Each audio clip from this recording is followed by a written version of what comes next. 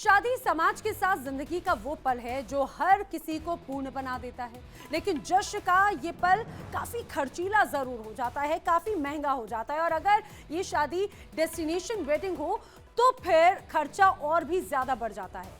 लेकिन प्रधानमंत्री नरेंद्र मोदी ने आज एक बार फिर से कश्मीर की धरती से डेस्टिनेशन वेडिंग को देश की आर्थिक प्रगति का साधन बनाने के लिए वेड इन इंडिया का विजन दिया, क्योंकि अमूमन हम देखते हैं कि आम शादियों और डेस्टिनेशन वेडिंग में करीब 5 गुना खर्चे का अंतर देखा गया है। और अगर देखा जाए तो कैट का अनुमान यह भी है कि इस साल दिसंबर तक भारत में लाखों शादियां होनी हैं और इन शादियों में जो खर्च होने वाला है उसका भारत में ही एक तरह से फ्लो नजर आता है, जिससे स्थानीय रोजगार बढ़ सके। इसके लिए पीएम मोदी ने मेड इन इंडिया का विजन भी दिया है। सुनाते हैं आपको आज पीएम ने क्या कहा। माना जाता है, कहा जाता है, जो शादी होती है ना, वो जोड़े ईश्वर बनाता है। ईश्वर तय करता है जोड़ा। मैं समझ नहीं पा रहा हूं, जोड़े जब ईश्वर बना रहा है तो जोड़ा अपने जीवन की यात्रा उस ईश्वर के चरणों में आने के बजाय विदेश में जाकर के क्यों करता है?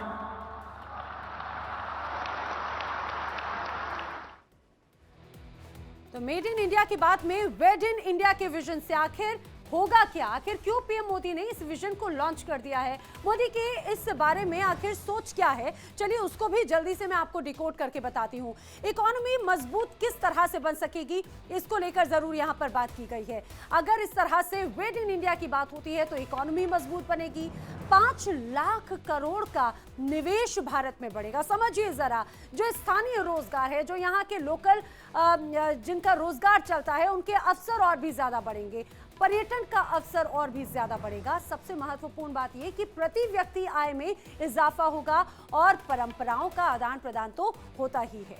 और इसी के लिए शादी के अर्थशास्त्र को देश की प्रगति के साथ जोड़कर प्रधानमंत्री मोदी विकसित भारत के संकल्प की सिद्धि करना चाहते हैं, जिसके बारे में उन्होंने पिछले साल भी उत्तराखंड में ये बात कही थी। हमारे यहां माना जाता है, कहा जाता है, जो शादी होती है ना, वो जोड़े ईश्वर बनाता है। ईश्वर तय करता है जोड़ा। मैं समझ नहीं पा रहा हूं, जोड़े जब ईश्वर बना रहा है तो जोड़ा अपने जीवन की यात्रा उस ईश्वर के चरणों में आने के बजाय विदेश में जाकर के क्यों करता है?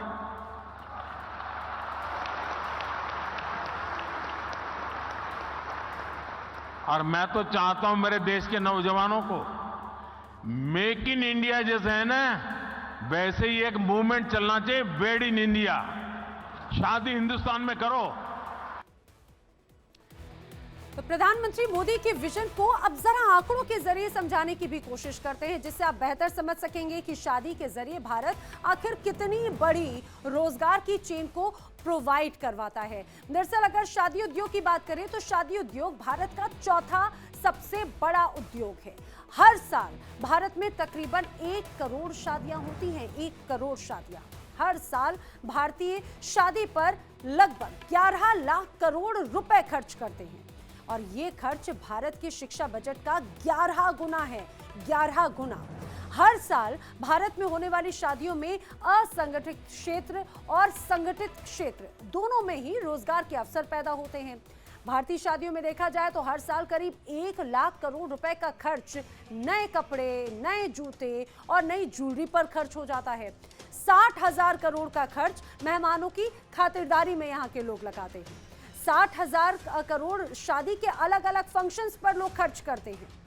अब जब शादियां देश में होती हैं तो ये पैसा देश में ही फ्लो होता है, लेकिन जब शादियां विदेश में जाकर की जाती है तो फिर ये पैसा विदेश में फ्लो होने लग जाता है। और इसीलिए भारतीय इकोनॉमी को मजबूत बनाने के लिए PM Modi wed in India का विजन दे रहे हैं। पीएम मोदी केवल इतना ही नहीं कहते, वो कहते हैं कि जब भाई कोई भारतीय किसी भी शहर में घूमने के लिए जाए तो अपनी आमदनी का कम से कम 5 से 10% हिस्सा वहां की लोकल चीजों को जरूर खरीदने और वहां की सर्विस पर खर्च करे, जिससे कि एक नया अर्थतंत्र मजबूती के साथ उभरेगा।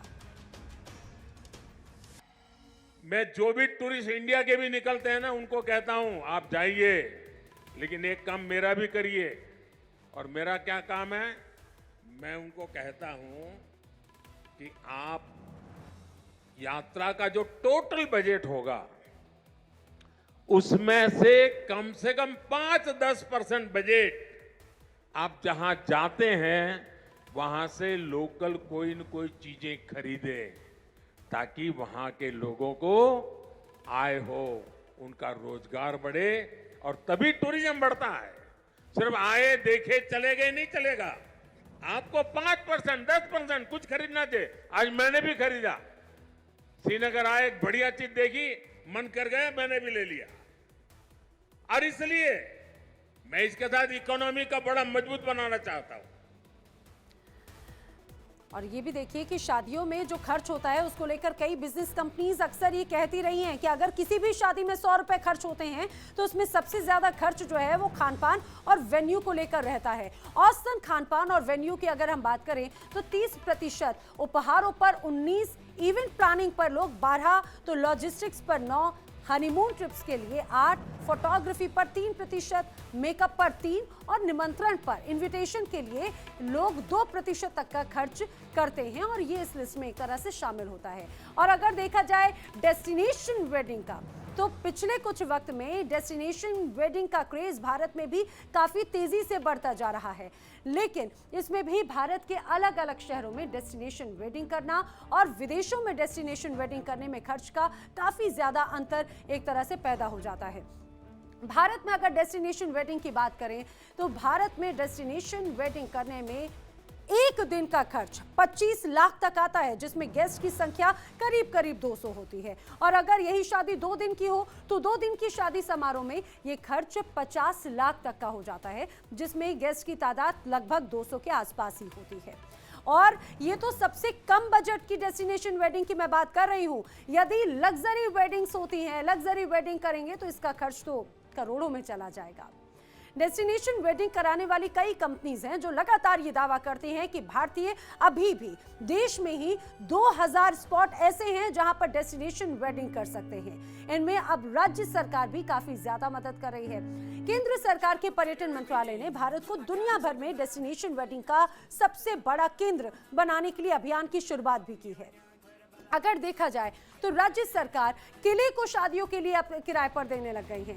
सरकार बीच को भी अब शादियों के लिए देना शुरू कर चुकी है। राज्य सरकार के नियंत्रण वाली जो महल हैं वहां पर भी आजकल शादियां होने लग गई हैं, और इनका क्रेज पिछले कुछ वक्त में काफी ज्यादा नजर आता है। भारत में डेस्टिनेशन वेडिंग करने वाले कपल्स की जो पसंदीदा जगहों की बात अगर की जाए तो उसमें गोवा लोगों को पसंद है, राजस्थान लोगों की प्रायोरिटी चॉइसेस में है और सबसे ये हॉट स्पॉट हैं। लेकिन 2024 के लिए कंपनियों ने 13 हॉट स्पॉट एक सर्वे के बाद से जारी किए। वो जगह कौन कौन सी हैं वो भी जरिए मैं आपको चलिए बता देती हूँ। ये वो खास जो जगह है वो आपको बताते हैं। भारत में ऐसी कई जो top destination wedding hot spot हैं उसमें पहाड़ों पर लोग जाना पसंद करते हैं। कसौली, मसूरी, देहरादून, यानी कि ये उत्तराखंड के वो स्पॉट्स हैं जो लोग काफी ज्यादा पसंद करते हैं, खासतौर से इस तरह से डेस्टिनेशन वेडिंग के लिए। ये उत्तराखंड की हमने बात की। इसके अलावा अगर हम नॉर्थ की बात करें तो जयपुर भी लोगों की पहली पसंद में से आता है। इसके अलावा हम देखते हैं कि जोधपुर, उदयपुर ये राजस्थान के इलाके हैं। उत्तर प्रदेश की अगर बात करें तो अलीबाग भी लोगों की प्रायोरिटी लिस्ट में है। गोवा, लक्षद्वीप, केरल, अंडमान निकोबार, विजाग, कोलकाता, ये वो अलग अलग जगह हैं। कहीं पर लोग हेरिटेज लुक में शादी करना पसंद करते हैं, कहीं पर लोग बीचेस पसंद करते हैं, कहीं पर लोग पहाड़ पसंद करते हैं। और यही वजह है कि भारत में अलग अलग जगहों पर कई ऐसे वेडिंग डेस्टिनेशंस हैं जो लोगों की आजकल पसंदीदा जगहों में से एक है। इस साल की सबसे बड़ी शादी का जिक्र करना भी यहाँ जरूरी है। बड़ी शादी का समारोह हुआ अनंत अंबानी की प्री वेडिंग सेरेमनी। गुजरात के जामनगर में इस समारोह का आयोजन किया गया। बेहद आलीशान ये पूरी वेडिंग है। एक अनुमान के अनुसार इस सेरेमनी में करीब करीब 1000 करोड़ का खर्च किया गया। विदेशों से मेहमान भारत आए। अंबानी चाहते तो ये प्री वेडिंग दुनिया के किसी भी कोने में की जा सकती थी, लेकिन सभी ने धीरूभाई अंबानी की कर्मभूमि यानी कि जामनगर को ही चुना, जिससे विदेश से आए लोगों को भारतीय संस्कृति को जानने का, उन्हें समझने का मौका मिले। अनंत अंबानी ने तो अपनी प्री वेडिंग सेरेमनी को लेकर एक चैनल के इंटरव्यू में यह भी कहा था कि जामनगर को प्री वेडिंग के लिए चुनने की 2 वजहें उनकी रही। पहली वजह कि पीएम मोदी का वेड इन इंडिया आह्वान और दूसरी जामनगर से स्पेशल कनेक्शन। जब हमारे पीएम कहते हैं कि किसी को भारत में शादी करनी चाहिए तो ये गर्व की बात है, ये खुशी की बात है, ये अनंत अंबानी की बात रही। और आपको ये भी बताते चले 26 नवंबर 2023 को मन की बात कार्यक्रम के 107वें एपिसोड में प्रधानमंत्री मोदी ने देश से बाहर डेस्टिनेशन वेडिंग को लेकर चिंता भी जताई थी और वेड इन इंडिया यानी कि भारत में ही शादी की पहल को बढ़ावा देने की बात भी इस दौरान पीएम मोदी ने कही थी। इन दिनों ये जो कुछ परिवारों में विदेशों में जाकर के शादी करने का जो एक नया ही वातावरण बनता जा रहा है, क्या ये जरूरी है? क्या भारत की मिट्टी में, भारत के लोगों के बीच अगर हम शादी ब्याह मनाएं तो देश का पैसा देश में रहेगा, देश के लोगों को आपकी शादी में कुछ न कुछ सेवा करने का अवसर मिलेगा। छोटे छोटे गरीब लोग भी अपने बच्चों को आपकी शादी की बातें बताएंगे। क्या आप वोकल फॉर लोकल के इस मिशन को विस्तार दे सकते हैं? क्यों न हम शादी ब्याह ऐसे समारोह अपने ही देश में करें। रिपोर्ट के अनुसार भारत में शादी का नया सीजन इस साल 15 जनवरी से शुरू हुआ था, जो कि 15 जुलाई तक जारी रहेगा। इसमें सीआईटी के सर्वे के हवाले से बताया गया कि मौजूदा शादी के सीजन में देश भर में 42 लाख से ज्यादा शादियां होने की संभावना है और इन शादियों के लिए खरीदारी और विभिन्न सेवाओं के माध्यम से करीब करीब 5.5 लाख करोड़ रुपए का कारोबार होने की संभावना है। बॉलीवुड एक्ट्रेस रकुलप्रीत सिंह में यहां पर लगभग 624 जोड़े शादी के बंधन में बंधे हैं। आंकड़ों की बात की जाए तो आंकड़ों में 2017 और 18 में गोवा के बीच पर 130 जोड़े शादी के बंधन में बंधे। 2018-19 में ये आंकड़ा 102 का रहा, यानी 2018 और 19 में 102 जोड़ों ने एक दूसरे को अपने जीवन साथी के रूप में चुना। वहीं अगर आंकड़ों के अनुसार देखा जाए तो 2019 और 2022 तक 135 कपल गोवा के बीच पर शादी के बंधन में बंधे हैं। तो भारत में सबसे ज्यादा डेस्टिनेशन वेडिंग की अगर बात की जाए तो गोवा तो हमने देखा, लेकिन इसके अलावा राजस्थान हमेशा से टॉप प्रायोरिटी और टॉप चॉइस में से एक रहा है। हाल ही में परिणीति चोपड़ा और राघव चड्ढा ने भी शादी रचाई उदयपुर में। विकी कौशल और कैटरीना ने भी राजस्थान में ही विवाह किया। लेकिन आज पीएम मोदी कश्मीर के दौरे पर थे और इसीलिए जम्मू कश्मीर में डेस्टिनेशन वेडिंग की परिस्थिति आखिर क्या है, ये भी आपको जानना चाहिए। दरअसल पिछले 2 सालों में 100 डेस्टिनेशन वेडिंग हुई। श्रीनगर, गुलमर्ग, पहलगाम ड्रीम डेस्टिनेशन से एक तरह से वो बन गए। अगर डल झील की बात करें तो सबसे ज्यादा पसंदीदा डेस्टिनेशन डल झील बनी है। ये वो खास जगह है जो कहीं ना कहीं कश्मीर में लोगों की पसंद डेस्टिनेशन वेडिंग के लिए है। विदेशों में शादी करने से भारत का पैसा विदेशों में जाता है और जो रोजगार पैदा होता है वो भी विदेशों में ही मिलता है। और इसे ही रोकने के लिए प्रधानमंत्री मोदी अपील कर रहे हैं, क्योंकि विदेशों में शादी करने का खर्च 5 लाख करोड़ से ज्यादा है। डेस्टिनेशन वेडिंग के लिए भारतीय इटली जाते हैं, फ्रांस जाते हैं, कतर जाते हैं, बहरीन, स्विट्जरलैंड, यूएई, तुर्की, थाईलैंड को पसंद करते हैं। 2022 में अगर देखा जाए तो सिर्फ थाईलैंड में ही डेस्टिनेशन वेडिंग करने वाले 60% भारतीय थे जिन्होंने यहां पर शादियां रचाई। एक साल की इन्हीं शादियों से थाईलैंड को 1.5 लाख करोड़ रुपए का रेवेन्यू जनरेट हुआ।